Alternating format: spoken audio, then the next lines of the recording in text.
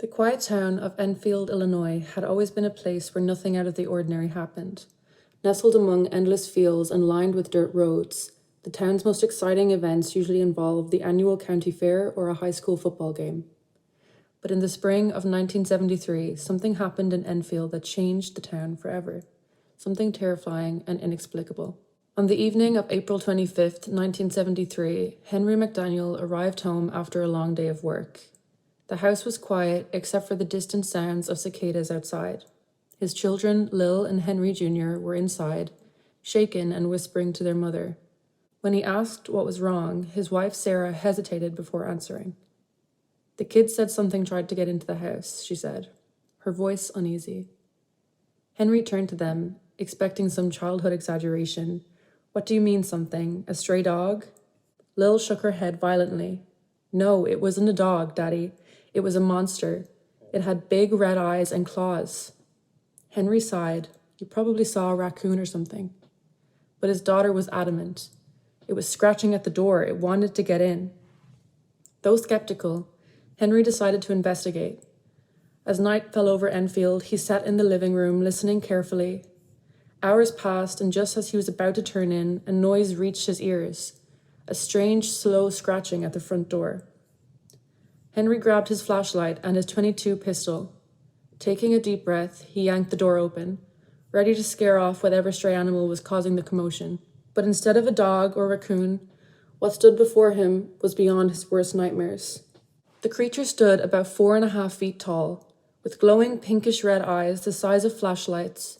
Its grayish body was wiry and sickly-looking, its skin rough like sandpaper.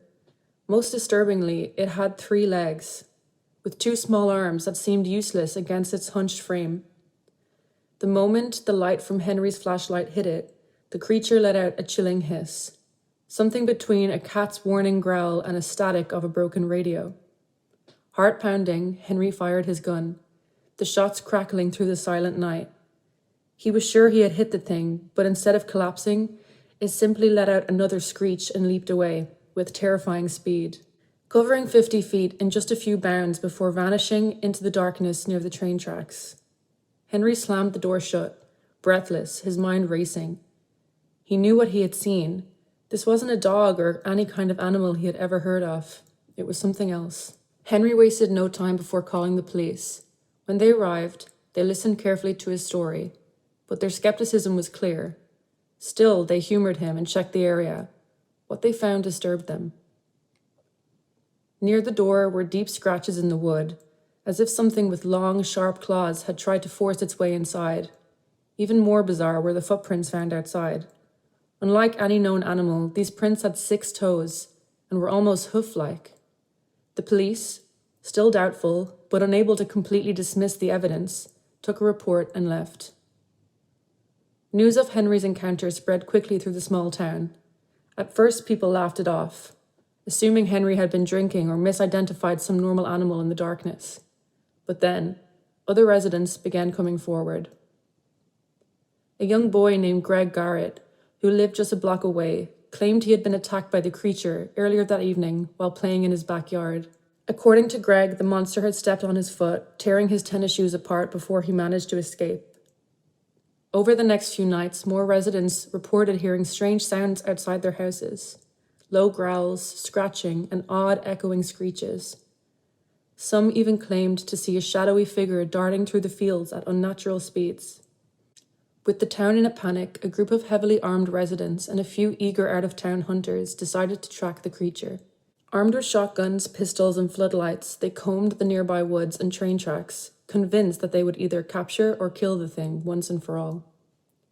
For hours, they found nothing but silence, but just as they were about to call it a night, a shrill cry echoed through the trees.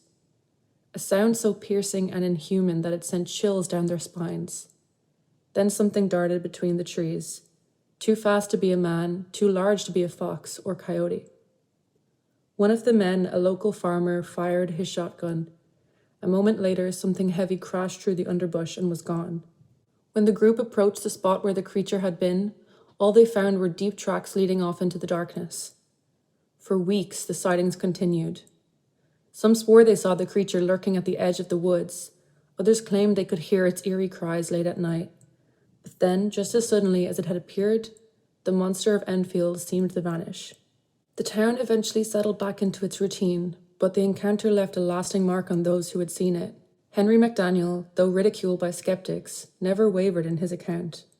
Even years later, he maintained that what he saw was real.